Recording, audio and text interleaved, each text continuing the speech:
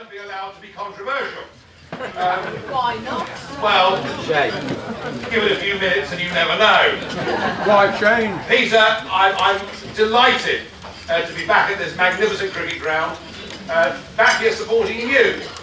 Somebody who is as far away from our stereotypical career politicians as could be possible, because I think the country is bored to death with these chaps that all go to the same handful of schools, all go to Oxford, all do the same degree, all go to a research office, all become career politicians from the age of 27 or 28, and none of them have ever had a job in their lives. They've got no hobbies, they've got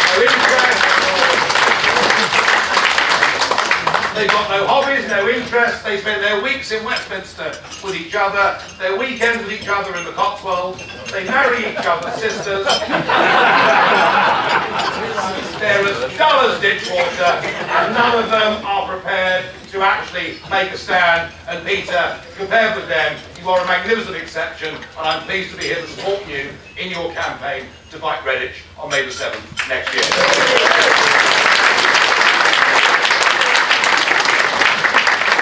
And I also want to thank you for putting me on a table number 5, headed by Bill Oliver. Compared to whom I look like a shrinking Europhile and some sort of bizarre pinko lefty. It's been great fun, and it's great to be back in Worcester. Because all politicians say that, don't they? They all say how pleased they are to be in your town or city, but actually it was here in Worcester, after a short cocktail party in this very room, that I went on my tour around the country. It was called the Common Sense Tour, and there was quite a lot of common sense shown up until later on every evening. And as I toured, I'm warming up now. And as I toured the country, one of the events that will always stick in my mind is coming to Worcester and speaking up the hill in the Guildhall. And we'd advertised it, we put leaflets out and out of a local newspaper, and it was unbelievable. The Guildhall was so full that I had to give a speech from the balcony to those waiting to get in, and a second speech to those in the room. And it was then, I think, that I realised that UKIP was beginning to go places. And in those elections, we made breakthroughs right across the country. And I remember the morning after the elections, I was invited on to the Today programme. I'm sure quite a lot of you here listen to the Today programme on Radio 4 every morning. I do personally, and it gives me inspiration every day. To hear that amount of left-wing bilge at 6 o'clock inspires me to go out and fight them. Anyway, do turn those off, please. But it was so. Anyway, they had me on the morning after the county council elections, and we'd gone from nowhere. We'd scored 23% of the national vote. We'd won 160 county council seats up and down the country. And perhaps more significantly, in our return to this, we come second in over 900 of those seats. And there I was at 8:10 to John Humphreys. We did our interview, and my next big media appointment wasn't until 9:05 with Sky News and others down at number 4 Millbank, very close to the Palace of Westminster. And it was rather a nice spring morning. I left the BBC and I walked on my own down Regent Street, and the odd person nodded and roughly knew who I might be, and I strolled through St James's Park, and the flowers were up, and I turned the corner from Great Peter Street to number 4 Millbank, and there were about 150 cameras, photographers and photo crews waiting outside, and I thought, goodness me, what on earth has happened? What is the story?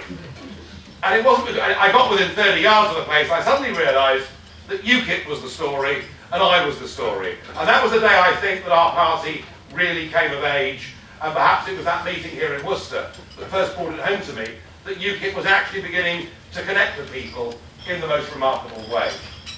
Since then, one or two things have happened. Firstly, the European elections of 2014, of May the 22nd this year. And one of our victors, Jim Carver, where are you, Jim? He's all right. Well, he was here. There he is.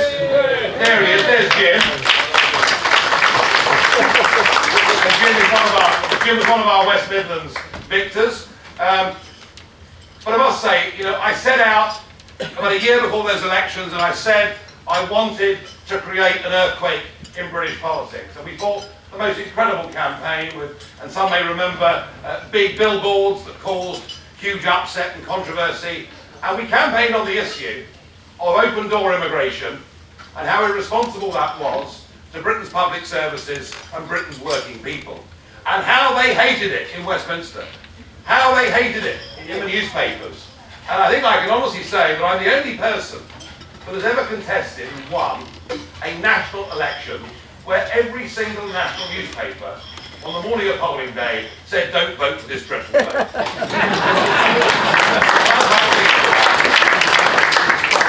I realised we were in trouble 3 weeks before the election when I picked up the Sunday Times and the front page headline with 3 weeks to go was UKIP hits the lead in Europoll. And I can tell you, there's only one thing in life worse than being behind, and that's being in front. Because they all fire their bullets at you. And since then, we've moved on even more remarkably. And I think the resignation of Douglas Carswell to begin with, and secondly, Mark Reckless from Rochester, and of course Dickens wrote much of his great work from Rochester, and even he couldn't have invented a politician called Reckless, could he? But I think what those lads did, by not just giving up the Conservative Party for UKIP, but as a matter of honour, resigning their seats and asking the electorate to back them or sack them on their judgment, is, I think, the bravest, most noble and honourable thing that I've seen in British politics in my 50 years on this earth. Doncaster. So I think we can say, the heckling comes later. I think we can say that the UKIP People's Army is on the march. And there is a buzz, there is an optimism, there is a positivity. And why are we in this astonishing position? Well, I put it to you that the first reason is that never has there been such a collective loss of faith, trust and confidence in our leaders as there is today. You know, we look at them as being one and the same thing. We look at them as being unprincipled. We look at them as not really ever quite saying what they mean. I think the second reason why we're doing as well as we are is that we made some big calls, very big calls. You know, 15 years ago, UKIP said we should not join the euro. It'll be bad for Britain, but also it'll be bad for the rest of Europe too. And people can see that for those poor, struggling tens of millions living now in grinding poverty and deflation in the Mediterranean, that the euro has been a catastrophe. And thank God we didn't listen to Clegg and Ken Clarke and the Labour Party and all of those morons who would have sold us out to the euro.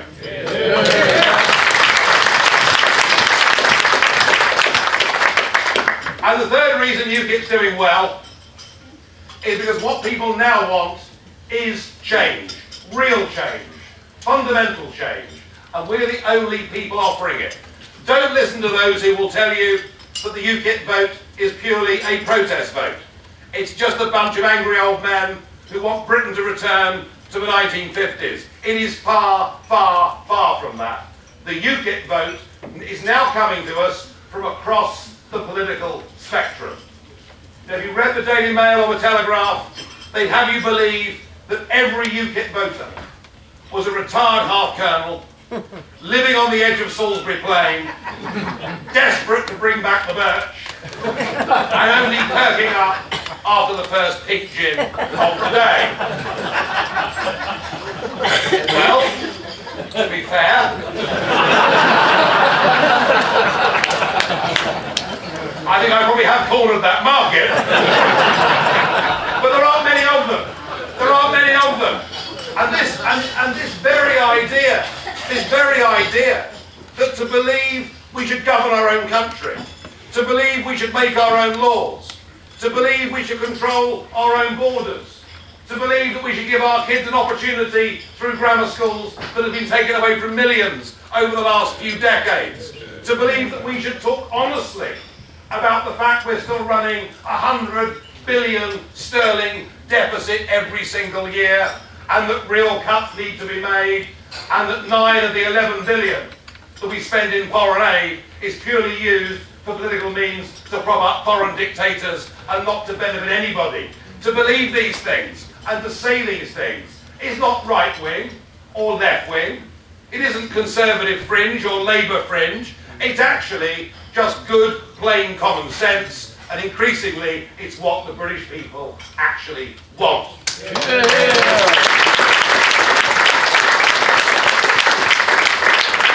Well, I've met one or two of you tonight who are still conservatives. Even after that speech of Cameron's on Friday, but there we are.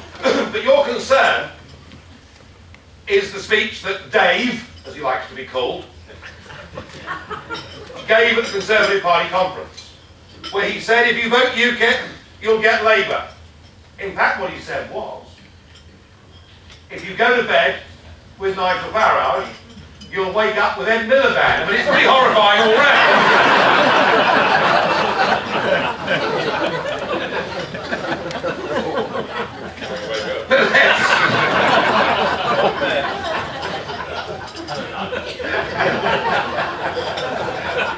Thank you, we just stopped the sort of party. That camera's not working. Oh, no, you've been a camera. Well, I was there anyway, it doesn't really matter. So let's just have a look. Let's just have a look at the numbers from Rochester. Alright? UKIP did not contest Rochester at the last general election. So we went from 0 to 42%. Okay? And won the by-election. And well done, Mark Reckless, for doing so. Well done, Mark Reckless. What happened to the Conservative vote in Rochester? It was down 14%. 14%. Take 14 away from 42, and you get 28. And 28, in my arithmetic, although I wasn't all that good at school, says to me, is exactly double 14. So for every one Conservative vote that we took in Rochester, we took 2 votes that weren't Conservative votes. And why is that? It's because we're now tearing massive chunks out of the patriotic, what I call Tommy Atkins, old Labour vote. There is nobody more patriotic in this country than the traditional working class Labour vote. They believe in this nation. But fascinatingly, what UKIP is doing, and in some ways it's what Salmon has done with great effect in Scotland, fascinatingly, between 1 in 4 and 1 in 5 of all UKIP votes in Rochester and now elsewhere is coming from people who have not voted in any general election for 20 years or more. We are bringing them back into the political process. And if you think what happened in Clacton, and you think what happened in Rochester is significant, they, ladies and gentlemen, were as nothing compared to what happened in Hayward and Middleton on the edge of Greater Rochdale, where we, with a very small campaign team, and without the kind of knowledge and technology that we now, I'm pleased to say, as a party possess, and which we need to take on the big battalions, we came within 617 votes of beating the Labour Party in one of their safest seats in the country. And the truth is this, from the Midlands up to Hadrian's Wall, in 90% of constituencies, the only challenger now to the incumbent Labour Member of Parliament is UKIP. We are in second place in every single one of those constituencies. And in those constituencies, if you vote Conservative, you will get Labour. It is completely the opposite and the reverse of what Cameron and the college kids in Westminster want you to believe. So everything, absolutely everything, is up for grabs in next year's general election. I keep being asked by the great and the good, what are my predictions for next year? I haven't got a bloody clue. All right, I literally haven't got a clue. But do we have a possibility? Do we have a chance, perhaps, of doing something in next year's election on May the 7th that is truly historic and has not been seen perhaps since the great rise of the Labour Party post the First World War? The answer to that has to be yes. And the answer to that has to be that if enough people vote for what they believe in, enough people vote UKIP, we will hold the balance of power in Westminster next year. And unlike Nick Clegg, although, having said that, if I have to give thanks one day to the one person that did more for my political career, it was Nick Clegg giving me 2 hours live TV debates against him.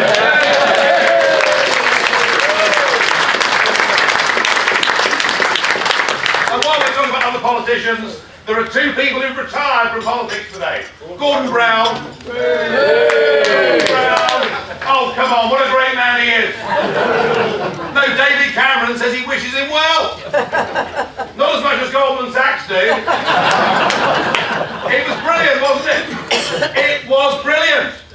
You announce to the world you're about to sell 400 metric tons of gold, and you tell the world the 17 dates on which you're going to do it and in what quantities. Do you remember that 70s punk record, any of you? Gordon is a moron. Well, I reckon they got it about right. So Brown's gone. The Prime Minister wishes him well, but I don't especially wish him well. But somebody else has retired today. And somebody else who I also can thank hugely for helping to propel me and UKIP into the forefront of British and European politics. And today at 5 o'clock, after a 5-year term, Herman Van Rompuy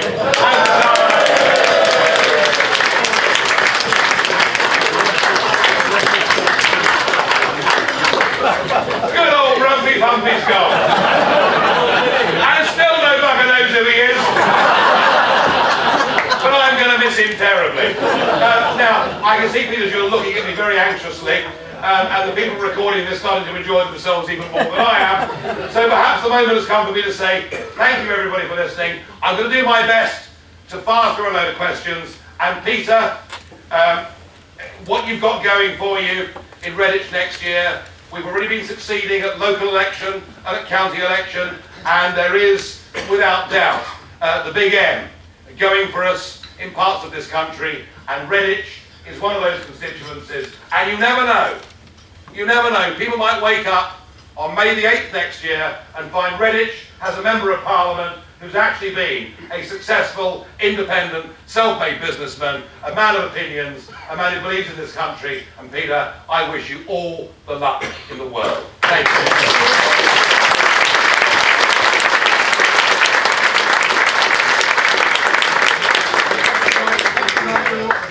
And I and our team, and my team, will do our very best to deliver Redditch to you, and both the standing Tory MP, her head on a platter for you. Very good. Right, a few questions. Yeah, questions, right, I'm ready. A young chap has asked this.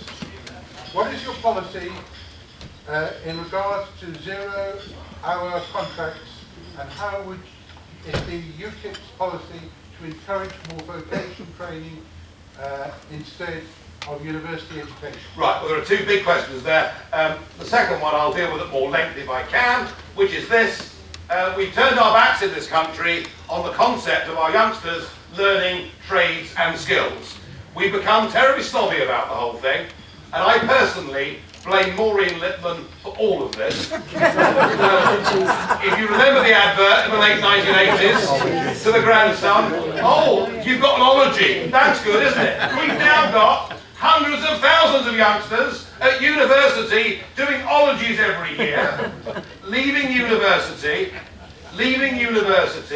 with not particularly good degrees, leaving university with debt wrapped around their neck, and leaving university, I'm afraid in too many cases, thinking the world owes them a living. It simply isn't working, and the answer is, I think, from the age of 14, people at school should be able to continue with the 5 core subjects, but to begin vocational training from that age. It's about time we stop being so snobby about people becoming carpenters and plumbers and tradesmen and skilled people, and we brought back proper apprenticeship schemes in this country where people after a period of time become skilled professionals, proud of who they are and proud of what they do. All right?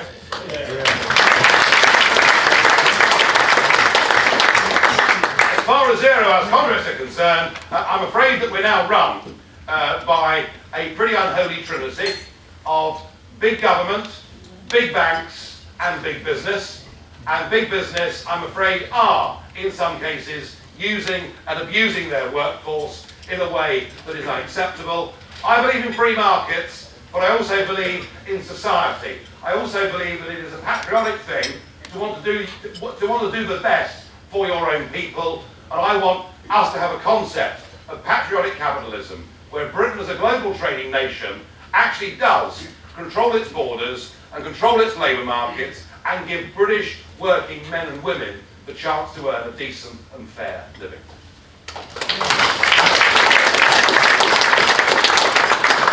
We've got quite a few of the same, so I'll just give you a few. Yeah.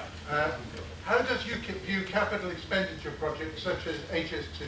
Does it agree with such infrastructure represents infrastructure improvements? If not, how would it invest to prevent the country grinding to a halt?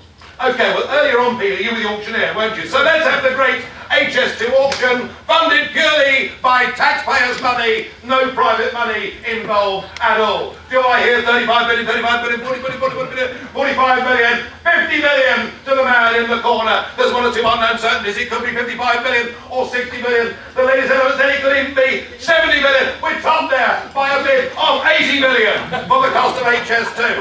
I cannot think how a country that is running a budget deficit of 100 billion a year, how a country that by the end of George Osborne's tenure, he will have increased the national debt more than Labour did in their 13 years, can even begin to contemplate a capital expenditure that may be up to £80 billion, just so that people like me can get to Manchester Piccadilly in 35 minutes less time than the current rather comfortable 2 hours and 2 minutes. I think the whole thing is a complete load of baloney.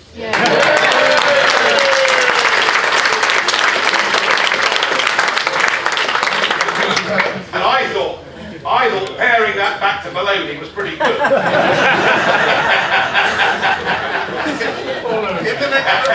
In the next election, would UKIP agree to go into coalition with either the Conservative or Labour Party? There's a few of these. Well, I'm not particularly interested in going into coalition with anybody.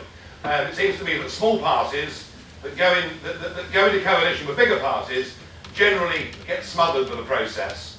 But as somebody, I met a very senior Westminster political figure at lunch today who said, well, actually, Nick Clegg would have sold his mother to get into coalition in 2010. And you know what? I rather agree with that. You know, the lower of the title and the ministerial car. Yes. There are two, I've now been doing this for 16 years. There are two types of people in politics.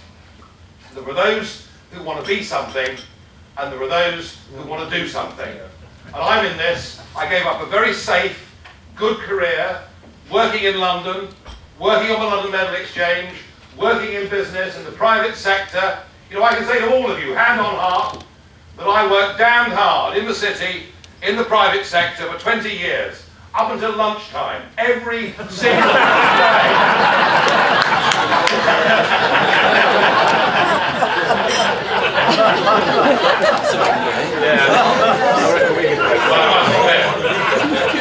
On the really quiet days, the 11:30 sharpener went wrong. But anyway, and actually, so Peter, I judge things on a pragmatic level. I want UKIP to hold the balance of power. I want us to use that responsible position to not join a coalition, but to give confidence and supply to a minority party, and to damn well make sure that this country gets what I believe it needs and deserves a full, free and fair referendum conducted on the right terms so that we can decide whether we govern our own country or not. That's what I intend to do.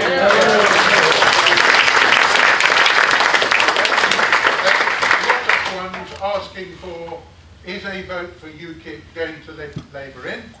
Well, if you vote UKIP, if you vote Tory in Doncaster North, Ed Miliband will win. You may have seen the opinion polls last week. But if those Tories vote with their heads and vote tactically, we might get rid of Ed Miliband in Doncaster North and get a UKIP MP. What a lovely win double that would be, wouldn't it? So we really can't have, we really mustn't go on having the Conservative Party splitting the UKIP vote in those big northern conurbations. I bet Dave loves hearing things like that. Peter, keep them coming. What are UKIP's policies on grammar schools?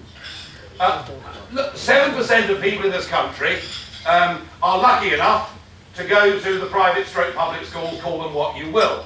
The excellence of those schools has increased over the last 3 or 4 decades remarkably. As they become, attracting money from India and China and all around the world. Those 7% now dominate public life in a way that we've actually never seen in our history. They don't just dominate politics and the civil service, and many of the newsreaders on the BBC are old Etonians too. 60% of our gold medal winners at the London Olympics had been to those 7% of the schools. So the gap now between the 7% and the rest is getting bigger. Now you get this dreadful creature, the Honourable Tristram Hunt, who wants to try and do what he can to damage the 7% of schools that are doing well. That, folks, is the wrong approach. What we need to work out is why that gap and why social mobility is as low as it is. And I would put it to you that I personally believe the greatest act of social vandalism that has happened in this country in my lifetime was the closure of hundreds and hundreds of grammar schools.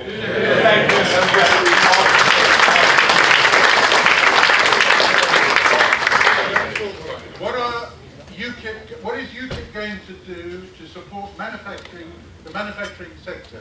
UK manufactures 10% of GDP, UK manufacturing exports 53% of Britain's total. Right, help manufacturing, 2 things. Number 1, as a result of us wanting to be nice and signing up to a whole series of ludicrous agreements in Brussels, we've embarked upon a project. Ed started it as an Energy Secretary, in 2008, but there was no greater proponent of it than Husky Dave, who went off to see the glaciers melting. And what we have done as a result of this is to attempt to despoil our green and pleasant land and our seascapes with these ugly, useless, expensive, and in my view, disgusting wind turbines that don't actually work and don't reduce CO2 emissions anyway. And my argument is this, when it comes to the manufacturing industry. I have seen, in the last 6 years, Britain's 2 aluminium smelters close and move production elsewhere. I've seen the steel plant at Redcar close with a loss of 1,500 jobs and relocate within a fortnight to a new plant in India. Even if we were concerned about CO2 emissions, transferring manufacturing industry from Britain to India in global terms is a zero-sum game anyway. And can we just start getting a bit real about this? This country only produces 1.8% of global CO2 emissions. And as we fund wind farms and put up the price to our consumers, and crucially to this question, our manufacturers, what's happening around the rest of the world? The Americans have gone for shale gas in the most enormous way, and their electricity prices are now half what ours are. And India and China are mining coal on a scale that none of us in this room could even get our brains around. Do you know they're building 4 new coal-fired power stations in India and China every single week? So to bow down to the God of being concerned about the climate and being nice people and meeting our Brussels objectives, we have landed Britain's manufacturing industry with expensive energy prices, whilst the rest of the world has got cheaper energy prices. And the first thing I would do, Peter, to help manufacturing industry is to abolish all subsidy for useless wind farms onshore and offshore. And to give our manufacturers cheaper energy. And secondly, I'm sorry this is a long answer, but I'm in the West Midlands, I'm in the home of manufacturing in this country, and it matters to many people in this audience. Secondly, there was a column today by Boris Johnson in the Daily Telegraph. He said he'd been in Indonesia. It had a population of 250 million. Although after he's been there, it could be higher, but you know.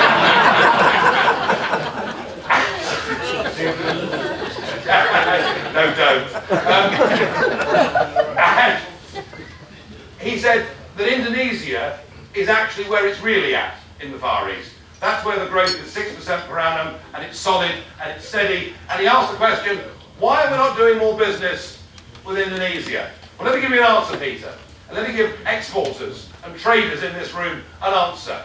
What a state of affairs, where the world's 6th largest trading nation is now banned and forbidden from making its own trade deals with any other part of the world, because this is now done for us by some unelected bureaucrat in Brussels, even more obscure than the late Rumpy Humpy.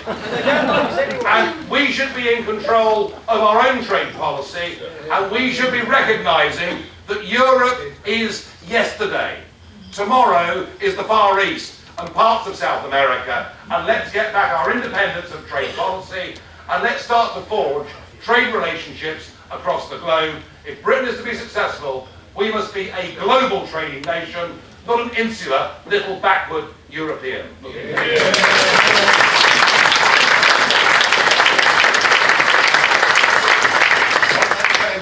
what are the various treaties that have cost, that we don't have, cost the UK taxpayer?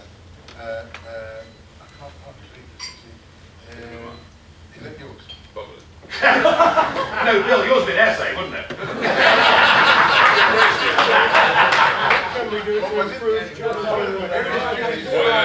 Sorry. I'll help you. Nigel, because the European Union, this is another waffle, because it's also accurate, because the European Union, through its regulation, costs this country something like 200 billion. Forget the 12 billion we paid as members of the club, that's peanuts.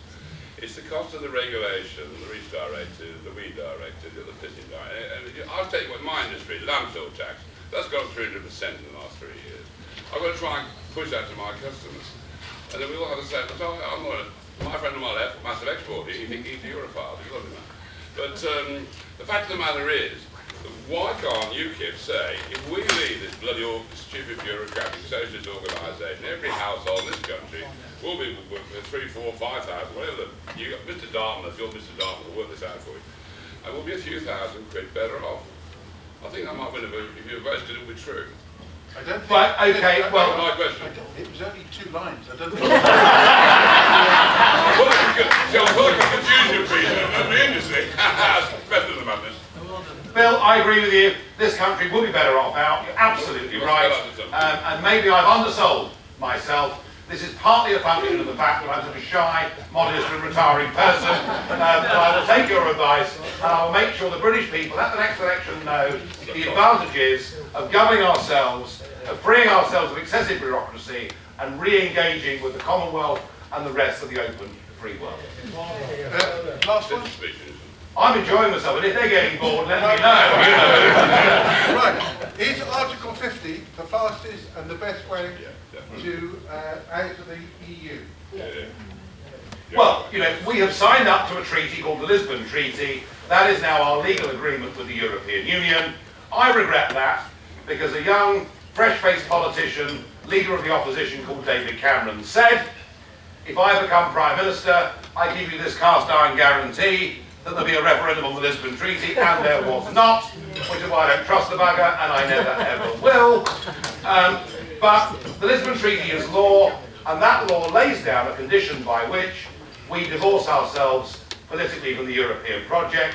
It's called the invocation of Article 50, and it means we have a period of up to 2 years to sort out our trade and legal arrangements with the European Union during a period in which there'll be no threat to us, doing business or having tariffs imposed upon us or anything like that. My view, Peter, is that we should do this legally through international law. We should play with a straight bat. We should do it properly. But if at any point in time they start to play silly buggers, we will then withdraw our bat and do what the hell we like. Let's try and do this as nicely as we possibly can. I'll do 2 more. Right, one slightly light-hearted. How do you stay so slim, considering the amount of real ale? And what is your favourite brew? Now, well, I thought the IPA earlier was very nice, but of course that's a very light 3.6 bitter, and you can drink that all day without it barely affecting you at all. Coming from Kent, I of course have to be a bit of a supporter of Shepherd and Mean Spitfire, but probably my favourite pint in the country, if it's served right, is one brewed in Southwold in Suffolk called Adnams Ale. I love that. And you have 5 or 6 and that does a little warming in then, and no, I mustn't be silly, but I enjoy that. How do I stay so slim? Goodness only knows. I think it must be just working 16 to 18 hours a day and bags of nervous energy. And, dare I say it, being a smoker.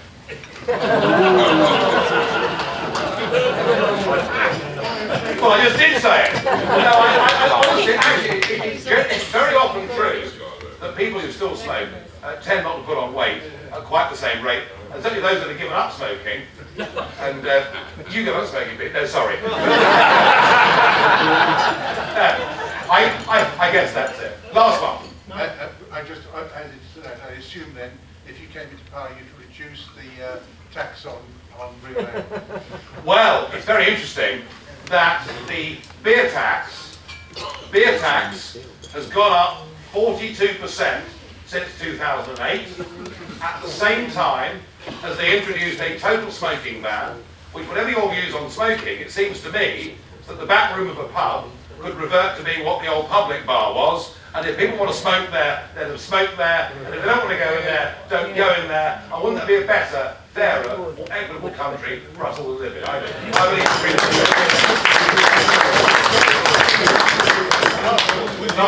Would you support an English Parliament? Would I support an English Parliament? I wouldn't just support an English Parliament. We need an English Parliament. We cannot go on. We cannot go on with the Scottish tail wagging the English dog. And the difficulty we've got is the Conservative Party have collectively lost their confidence in who they are over the years. And the truth is, the Labour Party actually hate the idea of England having its own identity. And didn't Emily Thornberry's tweet just about sum that up beautifully from that white van man in Stroud? I want us to have a united kingdom, but it's about time we woke up to the fact that 86% by population of the United Kingdom is England, and it's about time we started to be proud of England and who we are and what we represent. And I was, I must say, particularly proud when Andrew Marr wrote A History of Modern Britain. One of the paragraphs in it was describing Nigel Farage, the leader of UKIP, who he said must be every Frenchman's quintessential nightmare of what an Englishman might be. Thank you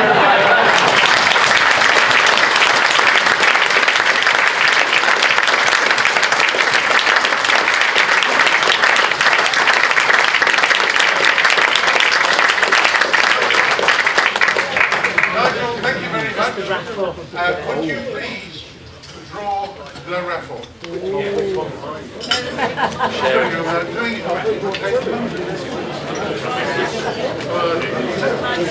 Does mine become yours if you win? If we win, I win. Yeah, no. 11-4-4.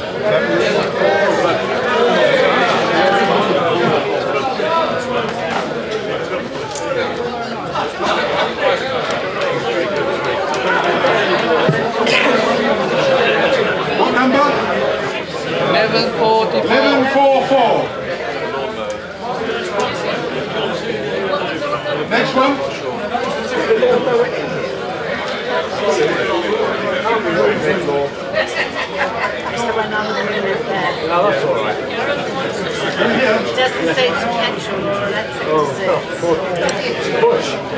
either.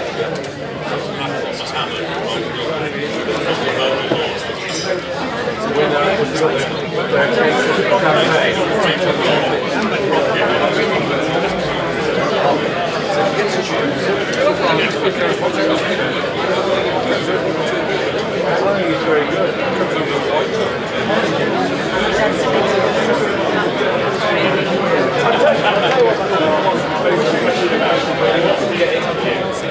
Next one. Bob, you. Come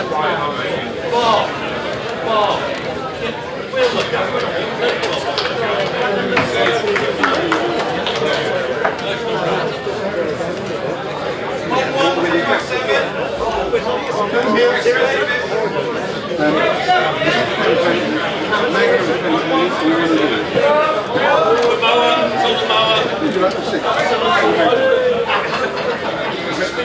You want?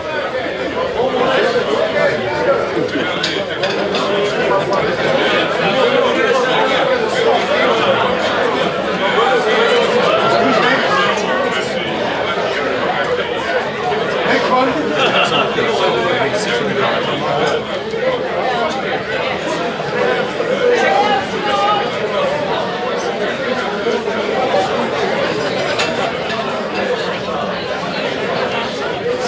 Sorry?